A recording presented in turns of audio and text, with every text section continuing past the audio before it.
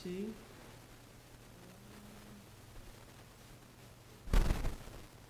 One more time. 1, 2, ABC.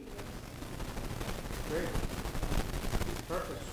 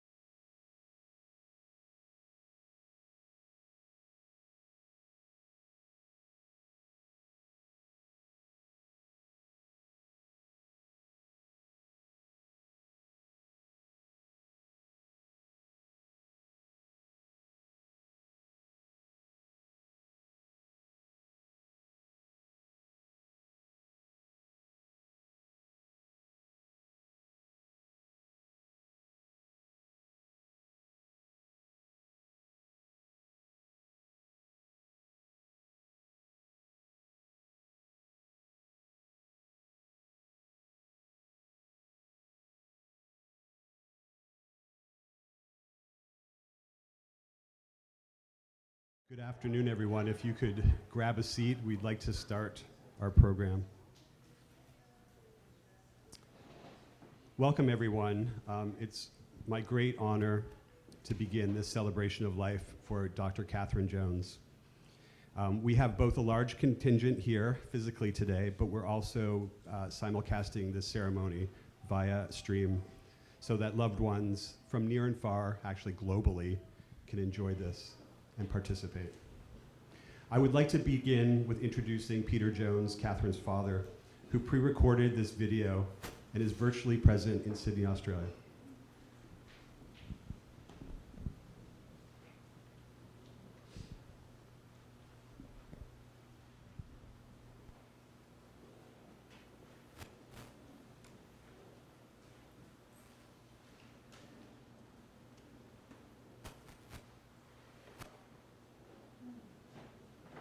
Coping with the loss of one of your children is one of the world's worst nightmares, and it seems to me especially difficult when the person you have lost is in the prime of her life and should be enjoying it to the full.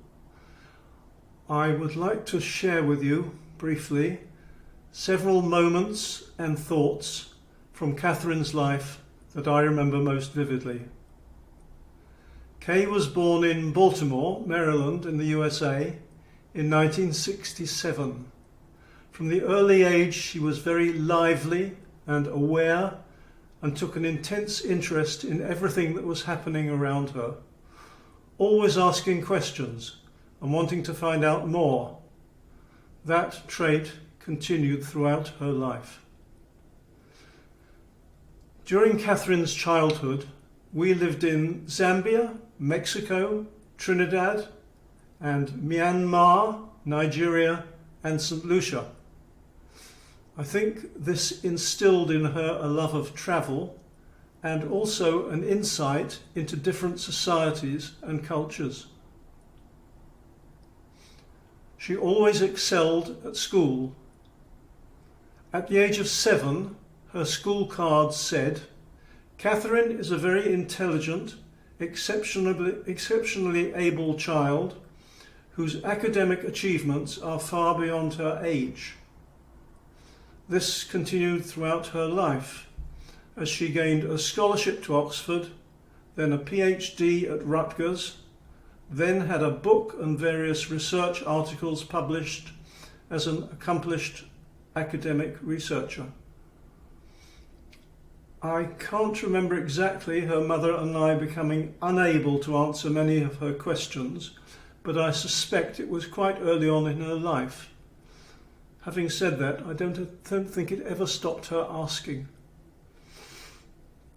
Katherine was always passionate about politics and the state of the world.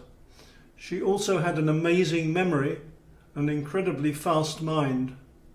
She and I had many lively discussions on politics, the environment, as well as gender equity and other topics. I must admit that the passage of time has shown her to have a greater awareness than I had on many of these issues and what the future held for us all. She continued her academic career until her health deteriorated last year. Others will speak more about her academic achievements, but I know from our many long-distance FaceTime calls and visits what a dedicated teacher and passionate researcher she was. Despite her deteriorating health, she was able to provide immense emotional support to Diana and me when her mother died suddenly last year. She flew to England to be with her family and showed great mental strength in helping with the arrangements and sorting out the admin problems in getting me a visa to stay in Australia. She was also able to visit us last year and spend Christmas with us here, which was a very special experience for us all, given that we know now how poor her health was. Katherine leaves a huge hole in all our lives.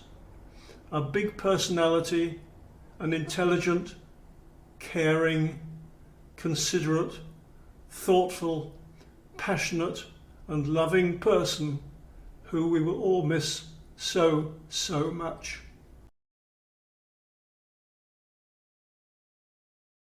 Coping with the loss of one of your children is one of the world's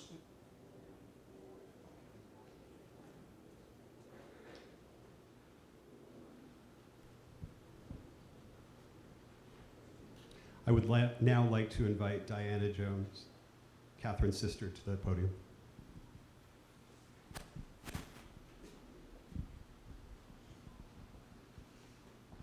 Thank you very much.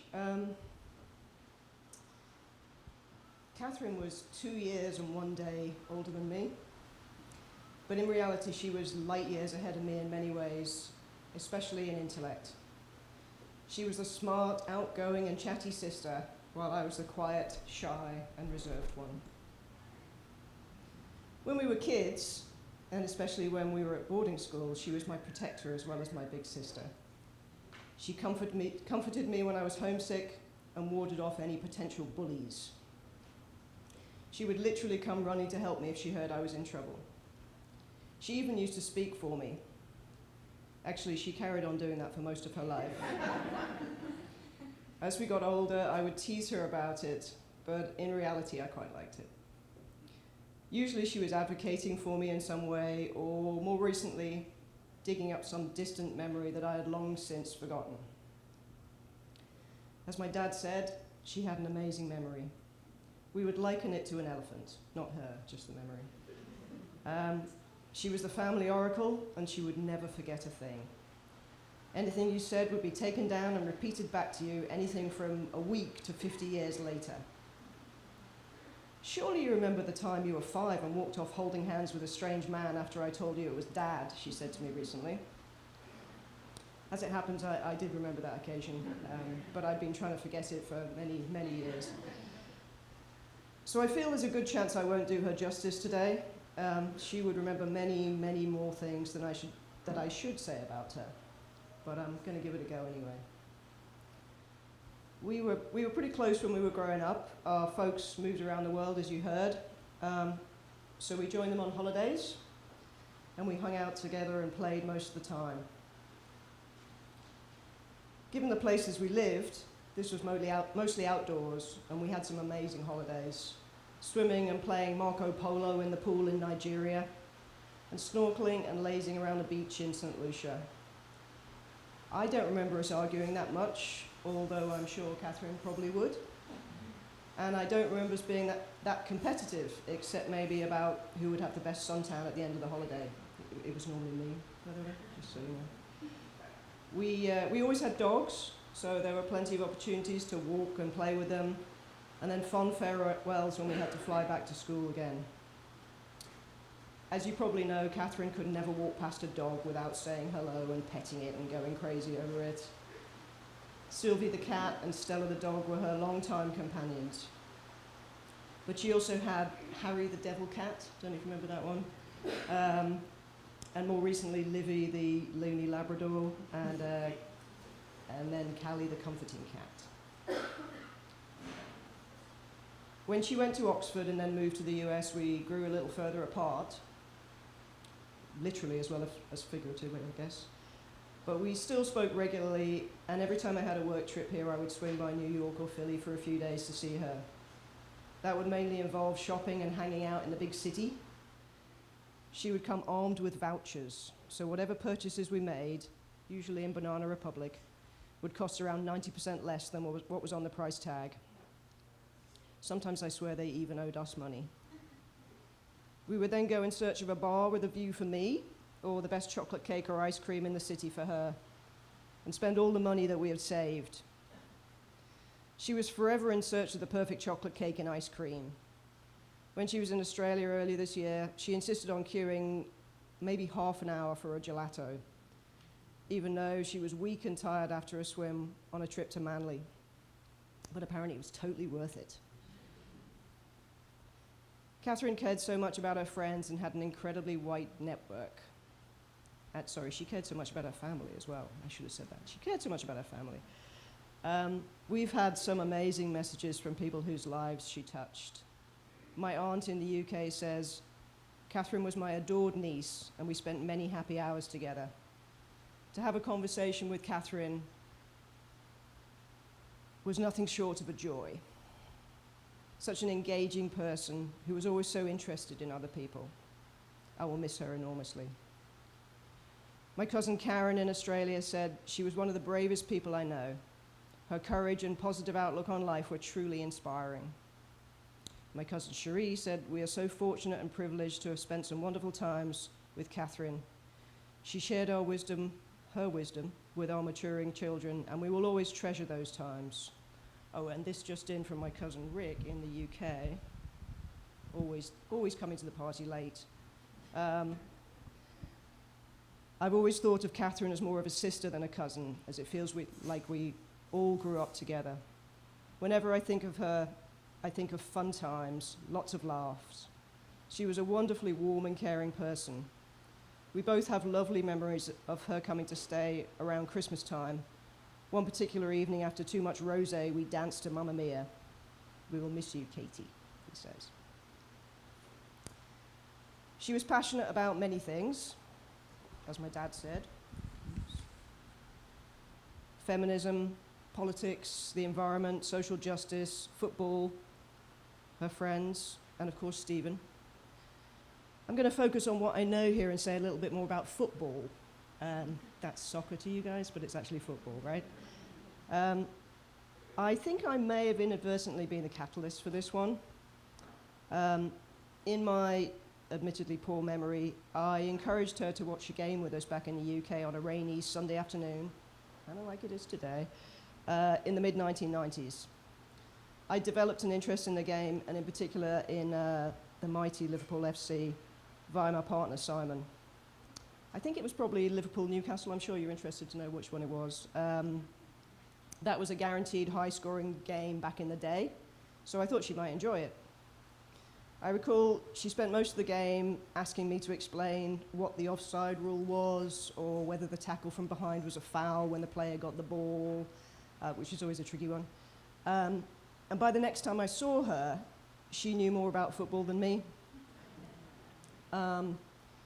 She was also an ardent Liverpool supporter all of a sudden, had an encyclopedic knowledge of the players, and weirdly also their wives and girlfriends, and was doing research on football fandom.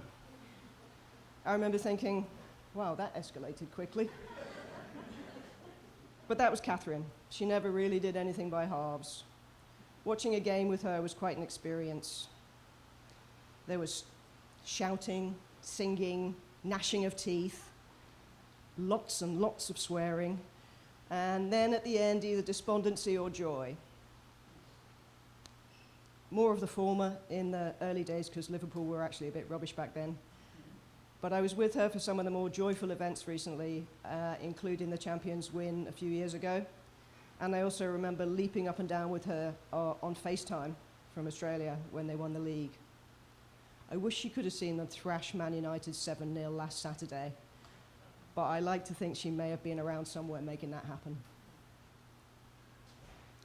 Her love of football led to many other things in her life, and it was through football that she met Stephen. I'm going to share a story from his sister Julie that I think sums up their relationship best. Julie says, Katherine to me was a wonderful mix of high intellect and love of Dancing with the Stars. She absolutely loved my brother, and he absolutely loved her. Two headstrong people making each other so happy. I smile when I remember Katherine's annoyance at Stephen eating sticky chicken wings in her car. And as she tried to wipe down every contaminated surface, he turned up the volume on the car CD player so that she could appreciate a piece of opera that he loved but had yet to convince her of its merits. Whenever I hear Queen of the Night aria from the Magic Flute, I remember that day in Philadelphia fondly, and I hear Katherine's exasperated, Stephen! I think I said at her, this is me now, I think I said at her UK wedding ceremony that it was a wonderful thing to be cared for and loved by Katherine. The way she cared for Stephen when he died was nothing short of phenomenal. She was so strong and brave at that time, and then she showed such courage when she herself got sick. I've always been in awe of her and her achievements, and in particular how she coped with the incredible challenges that life threw at her. I feel so privileged to have been loved, protected, and cared for by my big, beautiful sister for so many years. I really hope I was able to give even just a little bit of this back to her in her final years. Thank you.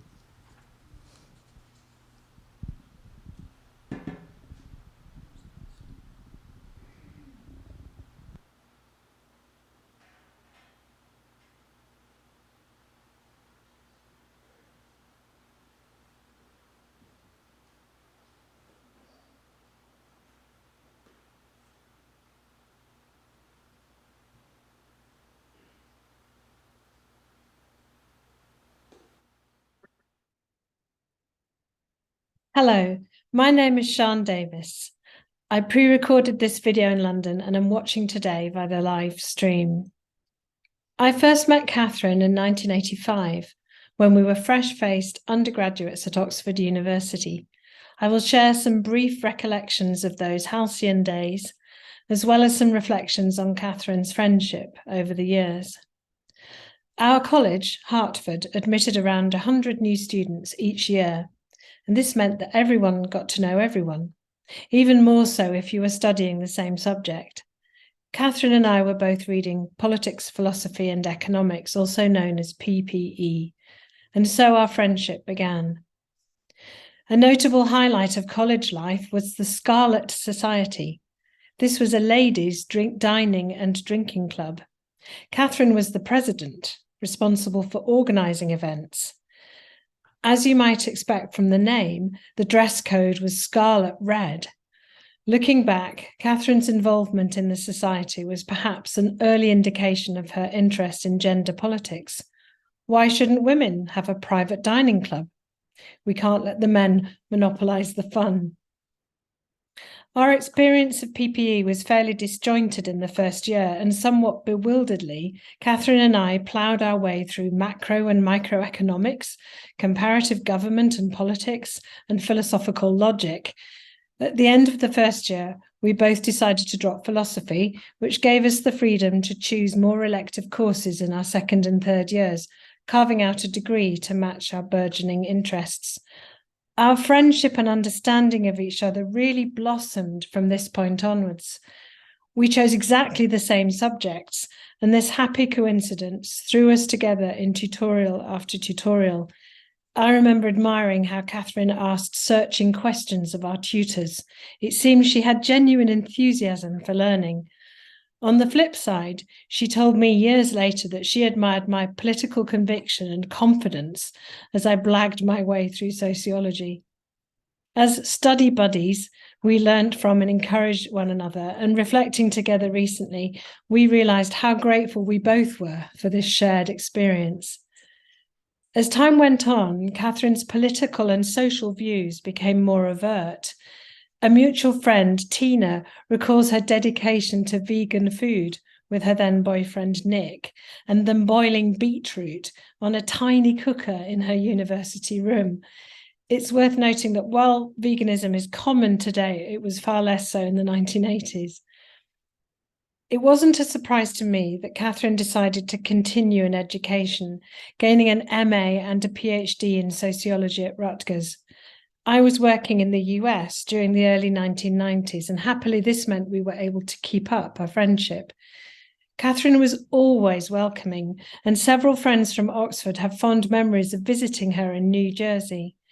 A particular memory of mine is an incredibly funny road trip one summer to Washington, D.C. to see fellow PPEist Alex. It was absolutely stifling in Katherine's car, which had no air conditioning. So we rolled down the windows, dangled out our limbs to catch the breeze, and dabbed cold water onto our wrists to try to cool down. How we laughed, despite the unbearable heat and humidity. It was always a joy to spend time with Katherine. She was incredibly good at relishing life in the moment, and she was also incredibly generous with her time and attention. Katherine had a particular way of asking exactly the right question to draw out a meaningful revelation. We talked and reminisced a great deal as she recovered from her first bout of cancer, and again more recently during the pandemic as we both grappled with the isolation of lockdown. I had recently lost my mother, and Katherine was coming to terms with her cancer returning with little hope of remission. I was so grateful for her companionship during this time, and she told me how happy she was that our friendship still endured after so many years. A recent and treasured memory is of another road trip, this time with me at the wheel as Katherine's illness prevented her from driving. I visited her in the spring of last year, and we took a day trip in search of a garden chair for Katherine to enjoy sitting out on in the summer, during the summer months. Katherine thought the Amish and Mennonite religious communities in Pennsylvania made quality furniture, so off we set. After visiting several stores unsuccessfully, we came across a family selling furniture and decorative items out of their barn. There were no chairs for sale that day, but Katherine spotted a beautiful pair on the stoop of the farmhouse that was just across the yard. Boldly, she asked if she could sit in one to check it out, explaining that she had particular needs due to having cancer in her lower spine. After a slight hesitation, the owner agreed and also introduced us to his wife and daughter, who came out to see what was going on.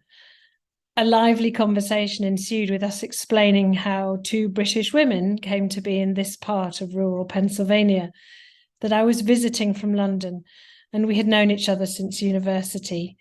In return, Katherine asked who made the various beautiful things in the shop, if business was good, whether the daughter had been to university, and what her plans were for her life. It was a wonderful exchange and the kind of experience that I could uniquely have with Katherine. I will miss my dear friend so much. She was wise, kind, and full of joy and adventure. I feel incredibly fortunate to have known her.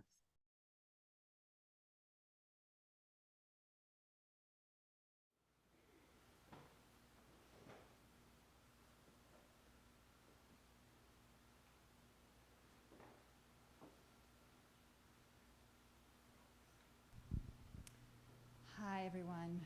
My name is Patricia McDaniel, also known as Patty. I was known as Patty to Katherine, so I'm sure if you've heard of me, it's as under that name. I've been a friend of Katherine's for 32 years. In that time, we've been through a lot together: graduate school, first professional jobs, professional challenges and successes, weddings, cancer, and loss. I'll focus here mostly on our time together in graduate school, 9 years or so of living near each other in New Jersey. I first met Katherine in 1991 when I came to visit Rutgers University as a prospective graduate student in sociology. She was one of 2 graduate students assigned to take me around, and it was because of her enthusiasm about the program that I ended up committing to it as well. As time went on and we both became somewhat disenchanted with Rutgers, I used to tease her about that now questionable level of enthusiasm at our first meeting and tell her that she had a lot to answer for. But regardless of how I felt about Rutgers, I was glad to have made the connection to Katherine. I was initially drawn to her generosity, humor, intelligence, and, if I'm being honest, her English accent. I'm sure I'm not the only American here who had the same reaction. She also surprised me by being very open about her feelings and insecurities, something that was out of step with my stereotypes about English people. She really invited people into her life, telling me once that she really took to heart the passage in Howard's End that advised, "Only connect." By my 3rd year at Rutgers, we were close friends, and I learned that having Katherine in your corner meant that you had a fiercely loyal advocate who took being a friend seriously, always being careful to ask questions, listen, offer suggestions when the time was right, and not take offense if that advice was occasionally rejected. Some people believe that less is more, but Katherine was clearly of the opinion that more is more, whether that applied to friendship or work or the things that made her happy. I often suggested that she scale back a little. It was okay sometimes not to share her feelings or to write a slightly shorter dissertation. But I rarely convinced her, and I came to appreciate her approach, which somehow gave me the permission I needed to be a little less reserved as well.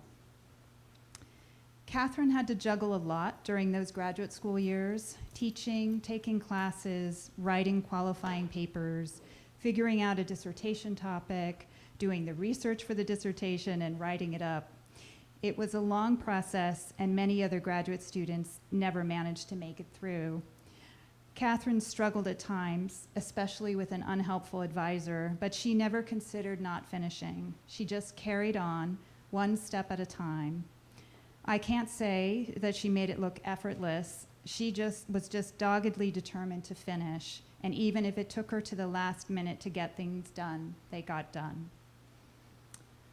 Graduate school could be an arduous experience, but she and I also found time to have fun together. We watched movies, went to museums and plays in New York City, went out to eat, always searching for a place with vegan and later vegetarian options. Despite the menu clearly labeling a dish as vegetarian, she always asked the server, "Does it have meat in it?" The server was usually charmed by her accent, so I learned not to worry about possibly irritating the waitstaff. We developed a tradition of watching the Oscars mainly so that we could critique the fashion, something possibly out of character with our feminist ideals, but we enjoyed arguing about who looked the best and debating whether it ever made fashion sense to wear a hat to the ceremony. Despite her more is more philosophy, Katherine drew the line there, no hats. We went swimming together in the morning before classes, although Katherine frequently tried to get out of it by claiming that she probably had a cold coming on, so it wouldn't be a good idea to go in the cold water. I was only able to convince her that being cold didn't lead to colds by showing her a scientific article on the subject. Katherine also managed to find time to read for pleasure and loved to discuss whatever novel she was reading. If she liked it, she really wanted you to like it too. She had an eclectic taste and loved everything from the classics to murder mysteries. Her all-time favorite novel was Jane Austen's Pride and Prejudice, or P&P, as she called it. She was fond of using acronyms whenever possible. We had a long-running argument about the meaning of a particular passage that we revisited as recently as a year ago, without either of us having changed our position in nearly 30 years. We could be stubborn that way. When Katherine completed her degree and moved to Philadelphia to work at Philadelphia University, she made sure to include me in her new life and to continue to support me as I finished my dissertation and dealt with that same difficult advisor. That fierce advocacy as a friend continued despite the physical distance. The same was true when I moved back to California.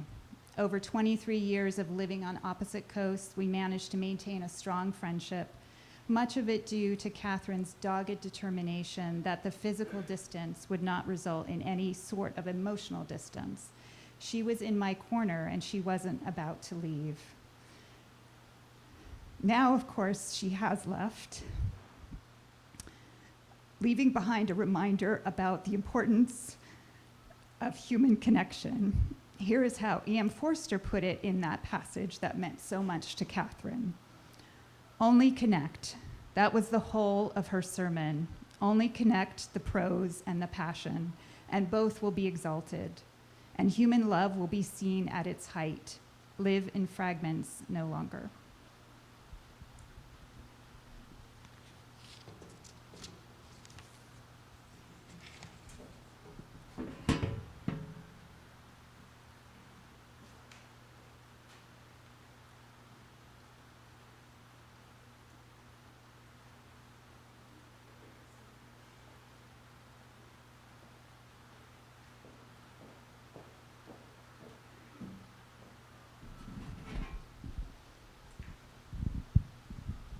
Hi, my name is Sue Landers, and I was a friend of Catherine's. We met about 25 years ago when she moved into the apartment building, Lincoln Terrace, where I live in Philadelphia. It's a special place as it allows tenants to have pets so that almost everyone who lives there has a cat or a dog. That's what connected Katherine and I originally. She had a cat, Sylvie, whose photo is right over there today, that needed care, and I was a neighbor happy to lend a hand. I remember the first time I went into Catherine's apartment. It was absolutely loaded with books, papers, cards, artwork, plants, and colorful vases and pottery. Seeing it made me realize that here lived a person full of interest in so many things. I was captivated and eager to learn more about her. Now, as you may know about Katherine, if you ever worked with her in any way, such as cat sitting a few times, she would draw you out and into her orbit quickly. She enjoyed connecting with people and could turn ordinary interactions into personal encounters easily. Always curious, she would ask questions to find out more about you, your thoughts and views. She cared to know your opinions. So after a few sessions with Sylvie, my husband Tom and I found ourselves being invited to the parties she would throw on occasion. These were, like her apartment, impressive. There were huge bowls of cocktails and people crammed in from various places and even parts of the world. We joined our neighbors that had also been invited and all literally reveled in being together with her. Proximity and Katherine's invitations turned us from casual acquaintances into friends. Over time, I learned about Katherine's work in her book, Accent on Privilege. Being a sucker for a British accent myself, I found a copy, read it, and mentioned it sometime later during one of our conversations. She was surprised and delighted that I had sought it out, and from there we found something else in common, a love of reading and ideas. She was a prolific consumer of books and TV shows and was always up for analyzing the culture they represented. If you ever needed a recommendation for something to read or watch, she was your go-to person. Don't ask me how she found time to absorb all she did, but if there was a current topic or trend, she was on it. When Katherine and I first met, she was single and I was recently married. A few of our neighbors and friends were about the same ages and stages and were coupling up. Soon she would be too. At one of her get-togethers, I remember her talking about a guy she had met, Stephen, and it was obvious how smitten she was. Fast forward, and Stephen was moving into our building. He was brilliant and witty and funny, and Tom and I always looked forward to seeing him, for no interaction with Stephen was mundane. One time, as I made my way through the lobby with my young daughter, Allie, a Harry Potter fan, he took great pleasure in explaining to her the meaning of the term right, foul, git. It was a riot. At the time, Stephen wrote articles for the Philadelphia Weekly, and I got a kick out of following them. Katherine and Stephen moved to Jenkintown a short time later, and we didn't see each other as much, although Katherine now had a black cat named Harriet that needed care on occasion. This is how we stayed in touch, as Harriet would come for a few days and Katherine and I would catch up on each other's lives. In between, there were brief check-ins. My family was shocked and saddened when we heard that Stephen's health had declined. We visited him in the hospital and Katherine was there, caring for him intently and attending to his every need. His loss was unbelievable. When Katherine was later diagnosed with her cancer, it was also unreal. This was probably the time when our friendship morphed into something a bit more meaningful. Katherine and I would meet for walks and talks, sometimes right here in the beautiful Wissahickon. Being in nature was something we both appreciated, and the exercise and fresh air were therapeutic. My mother was being treated for bladder cancer, and I understood what it was like to navigate a major illness. I've also worked in healthcare for many years, so talking about things like doctors and treatments and the way the U.S. healthcare system worked were familiar to me. As Katherine undertook surgeries and chemotherapy, she knew she could tell me about them, and in turn I felt I could offer unique support from having been a witness to my mom's experience. Of course, each person handles illness differently, and I was again impressed by how Katherine handled hers.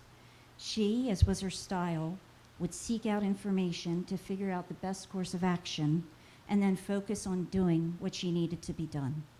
She gathered her crew of friends and relatives around her, shared her ups and downs, so you felt a member of her team, a partner in her successes. I remember one time when she offered a glance at her chest post-surgery to Allie and I by triumphantly lifting her shirt to let us see how well she had healed. When you were someone Katherine trusted, you got the intimate details. Over the last year or so, as Katherine encountered more physical challenges, she reached out for assistance with rides to and from appointments, dog walking, shout out to Livy, and household chores. It was a gift to help her because she maintained her spirit and determination. We savored simple things together, like good conversations, basking in the sun in her backyard after being at the cancer center, walking around her neighborhood, commenting on the political lawn signs and crazy Halloween decorations, and admiring the flowers in the garden she loved, especially her roses. It's strange being here today, marking a few weeks without Katherine. Given that she had persevered so diligently for so long with her cancer, it seemed that she might go on indefinitely holding it at bay. When she was last in the hospital, having heard that treatment was no longer available, she asked if I would write down what she wanted in a service after she passed. She gave explicit instructions such as have lots of speeches and include folks from all walks of my life. That's why I'm here before you now, talking about our relationship. Thank you for listening and allowing me to tell my story of Katherine. She was a pleasure to travel through some of my life with, and I will miss our chats and her emails signed with hugs. I'm grateful to have been a part of her extraordinary life, and I wish that you find peace and comfort in your own memories of her in the days ahead.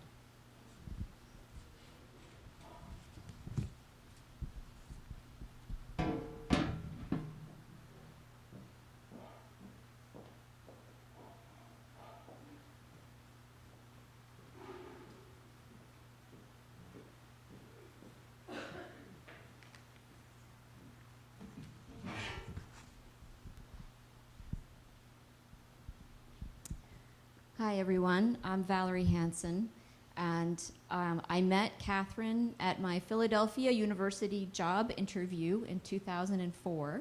While the actual day was a blur, I so clearly remember sitting across from her at the restaurant that evening with Marion Reuthaus and John Eliason. Katherine was almost sparkling with friendliness, curiosity, and passion for teaching and for life, including her upcoming wedding to Stephen, which I remember discussing as I was also getting married that summer. And the sense of connection I felt during that dinner conversation was actually one reason that I accepted that job. So, and I'm going to echo a lot of things we've already heard from other people, I think, in this short couple of memories that I want to share with you. Katherine at work became a valued mentor who shared her experiences attempting to meet the high standards that she set for herself in researching and publishing numerous articles on gender and the sociology of sport, and in teaching, for which she won a prestigious Lindback Award in 2005, and also in advocating for faculty and students in her many leadership roles at the university. In her advocacy, she was fierce, fully immersed. She would go there to say what she saw needed saying to whomever she saw that she thought needed to hear that, and also to get done what she saw needed doing.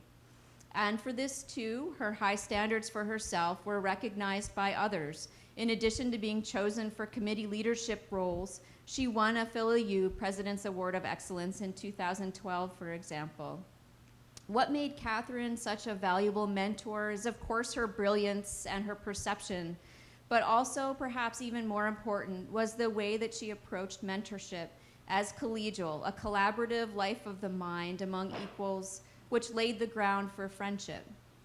We would exchange manuscripts that we have written and comment on them. And even though she was so much more experienced in publishing than I was, she still made it a point to value my feedback. We would read our teaching evaluations together for support too and strategize about our next career steps. I was not the only one who benefited from and appreciated her mentorship. Her camaraderie and respectful curiosity about not only our research, but also us as people, I suspect, is what made so many of her mentoring relationships work, and why her mentoring was recognized with our college's mentoring award in 2019. And Katherine and I did become close friends and neighbors when she moved to Jenkintown. So many things come to mind when I think of Katherine, but one thing that stands out to me is the way that she faced her challenges and many losses, including her illnesses, head on and fully present in the moment, fully immersed, fully living. She had so much energy and love for life, including so many things, right? Her pets, her family, Stephen, her friends, as she was traveling, gardening, reading, drawing, playing music, including piano, shopping, hiking.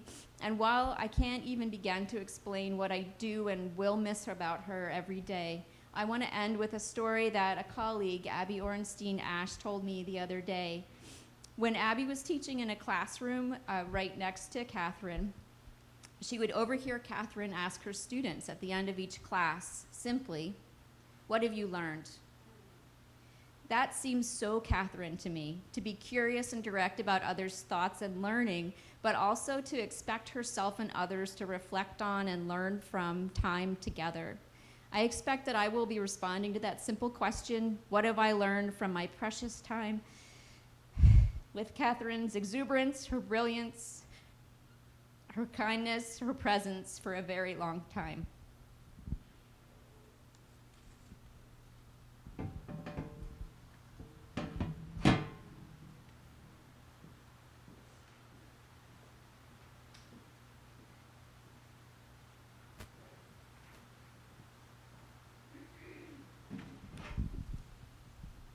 Is it still on? Hi, my name is Stacy Van Dam. Katherine was first my colleague and then my mentor when I arrived at Philadelphia University 15 years ago. But she has been for all this time foremost my friend. I was impressed by her intelligence and thoughtful leadership, but I was to discover, as you must have too, that her professionalism was just one aspect of her brilliance. Katherine valued candid and authentic dialogue. At work, she spoke up, she spoke out, even when it was hard. Her voice touched people. It taught students, sometimes agitated administrators, and often created shelter for those who needed it. Authenticity was Katherine's gift. Empathy was her lifelong practice.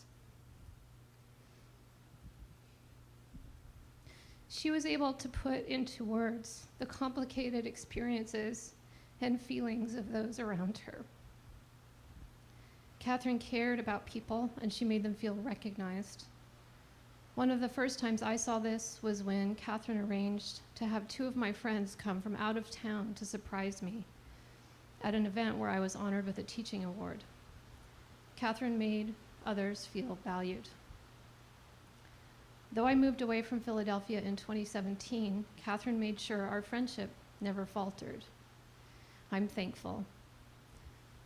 I'm grateful for the conversations, the walks in the Wissahickon, her perspective about the follies of academia, her observations about some random date I went on, her love for animals, her love for flowers. So many phone conversations with Katherine concluded with her saying, "Lots of love." As I get to know more and more people connected to Katherine, I recognize that we share this, one of her most precious gifts, lots of love.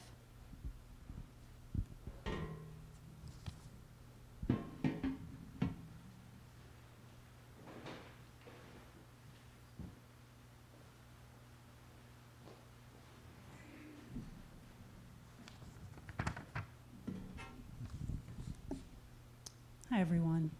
My name's Jan Fernback. I met Katherine in 2015 at a breast cancer support group. As she told her story, I thought to myself, I need to talk to her. I want to know her. I'm shy, so this is not my usual MO.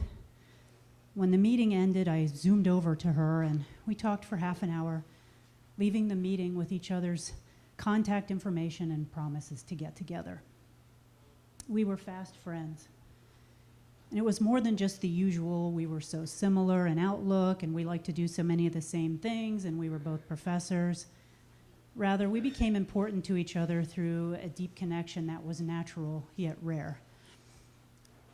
Sure, we both swapped breast cancer stories, but we were in each other's corner. We were sounding boards for one another, and we checked each other in honest ways that maybe don't always work in all friendships. Constantly, she told me I worked too much and that I should read this book called The Slow Professor, which I never read because I had too much work to do.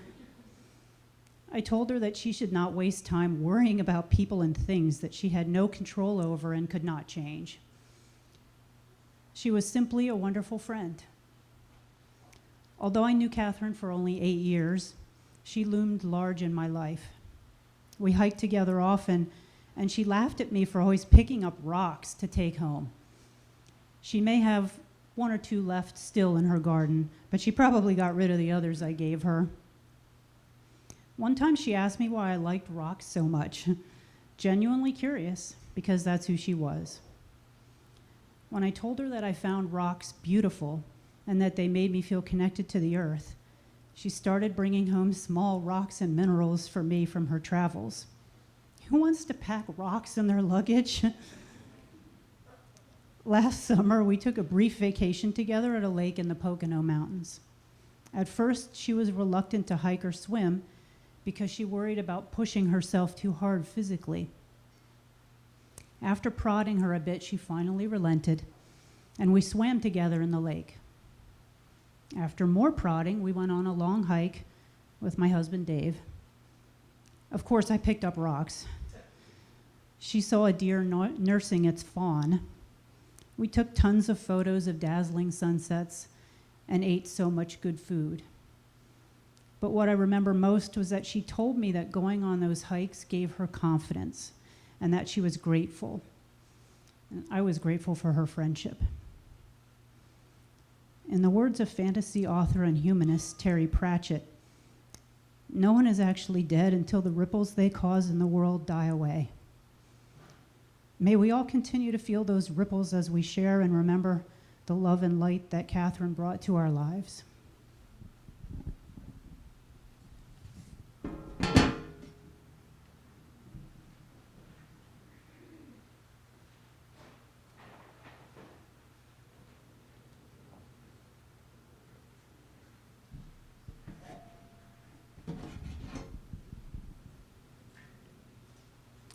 I would like to read 2 letters from 2 friends of Katherine.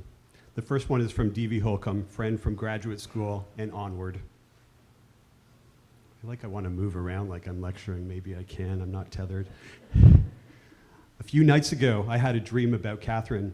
She was giving me specific, complicated, and sometimes contradictory instructions. Something about a cat in her house. Suddenly, a reporter showed up with a camera, a notebook, and began asking questions. She shifted gears seamlessly and began giving an interview, very smooth, very sophisticated. I was left looking for the cat. This got me thinking about how Katherine and I met at graduate school at Rutgers in 1995. She needed a subletter for a summer, and I needed an alternative to a cramped attic. My personal life was in a bit of a shambles at the time. I was beginning to feel less certain about the path I started on. Never a stranger to a bad day, I found in Katherine a deeply empathetic and non-judgmental listener, somebody genuinely interested in my full self. We discussed everything from a myriad possible meaning of some man's, hers or mine, ineffectual communication, sounds like a man, to sociological text on misogyny, to my fashion choices, and where I had bought such and such. She was the first hardcore Jane Austen fan I had ever met and the sole responsible for my subsequent lifelong affair with that great lady's endless miracles. and to the greatest television miniseries of all time. So I do the P&P, Pride and Prejudice. She gracefully allowed me into what would, of course, be her lifelong friendship with Patricia. And the three of us shared many surprisingly raucous evenings in front of a VCR watching Colin Firth emerge from that pond, debating the meaning of obscure passages in a novel, and testing various doneness and chocolate levels of brownies, cookies, and other things chocolate. My people are wolves. We tend to retreat to a cave and lick our wounds in private. As an extrovert's extrovert, she stepped into the cave with me, brought chocolate, asked questions, and made it okay to say things out loud and show a soft underbelly of the youthful heart to someone else. I only lived with Katherine a short while before my schooling ended and I moved away.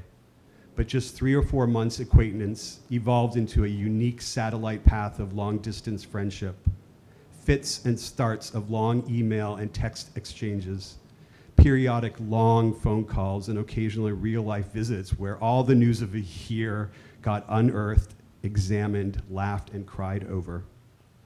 She was a constant source of recommendations for good novels, films, and TV series. It's a reoccurring theme, I think. And a lighthearted, depending upon events of her own life. Somehow, at just the right time and place, we were able to reconnect and pick up where we left off, sharing our bad days and good days. She endured far too many bad days, and for me, knowing and loving her was also to hurt with her. I remain aghast at what life threw at her and how she faced it. Continual forbearance, grit, optimism, gallows humor, laughter, chocolate, self-reflection, and curiosity, righteous anger, fear, confusion, and disbelief, and t-shirts and earrings, and never throwing anything away, keeping things at the ready for whatever was coming her way next. Did you notice that Blockbuster card? Great example. I was lucky enough to see her in Hawaii as she returned from Australia this January. We tore up the island of Kona, 2 middle-aged women searching for a calm beach amongst hundreds of miles of volcanic shoreline. Sweaty, after managing to zip all of her t-shirts, scarves, books into 2 monstrous suitcases, I asked, "Do you really need to bring all this with you?" She said, unfazed, "Yes. Isn't that ridiculous?" And kept moving forward onto the rest of what was left to pack. I just can't believe she's gone. My heart's still catching up with this reality, but feel immense gratitude that she's free and at last has everything she needs. The second letter comes from another friend from Australia, Kim Tofoletti. I knew Katherine through her academic work before I knew her in person. Her germinal paper on women football fans was hugely influential to me and many others in sports psychology fields, sports sociology. It has been cited more than 250 times by other researchers and remains a landmark study that is still referenced frequently. In 2016, I felt bold enough to introduce myself to Katherine at a conference. It was a meeting of hearts and minds.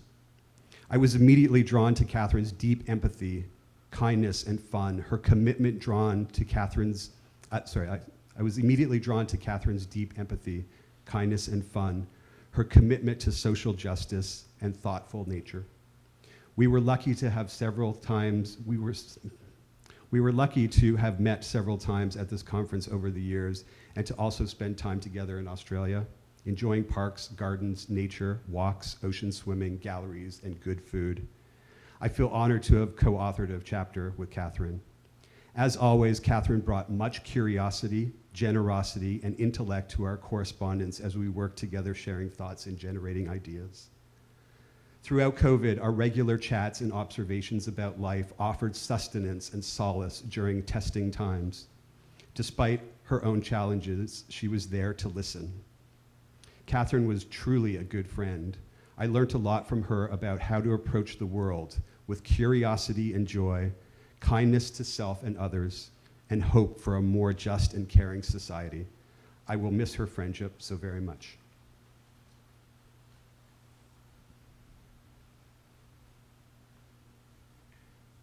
Before we conclude this part of the celebration of life, I would like to take a few moments. I would like to read a poem that, for many reasons, floods my memory with reminders of my friend for almost 25 years. It's entitled Sea Glass by Oliver Turrell. I have two pieces and I left one in front of you. This weathered jewel began as normal shards of shattered glass, but given enough time and natural persistence from the seaboards, that sharp, translucent, brittle, crystalline material, just so much composite sand, is ground from broken bottles until sharp edges become smooth and round. This cocktail of color found among the rocks, crafted by the patient ocean's constant dance, leads this same glass to lose its former luster. But while it loses this, it gains a gloss of frost, slow formed, that shapes a stronger matter. A shell as tough as nature can command, and fragile glass becomes as hard as diamond.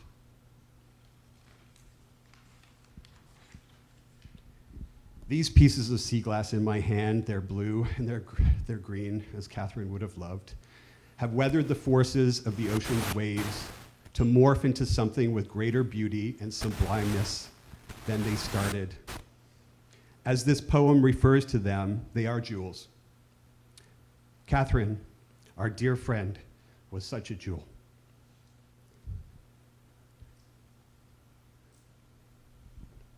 And will continue to be in our lingering memories of her and all she was.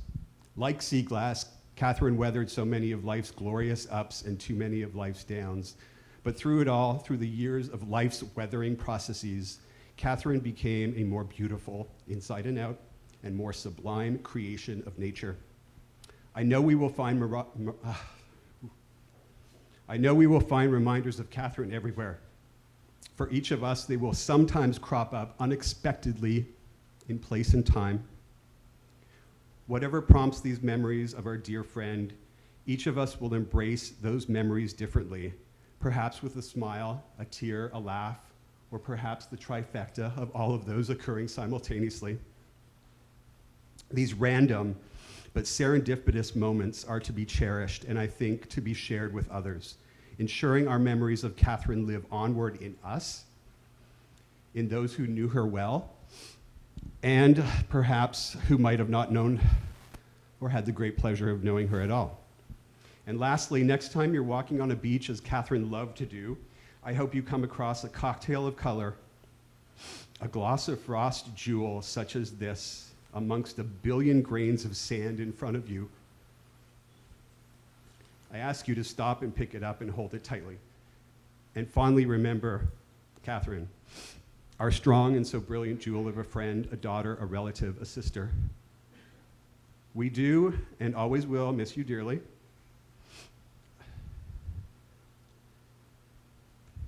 It's my honor to conclude this portion of Katherine's celebration of life. I ask that we do this with a toast.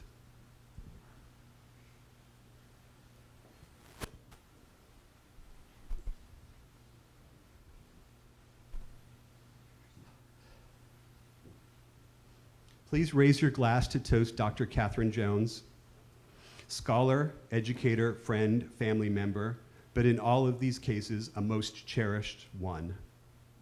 Cheers.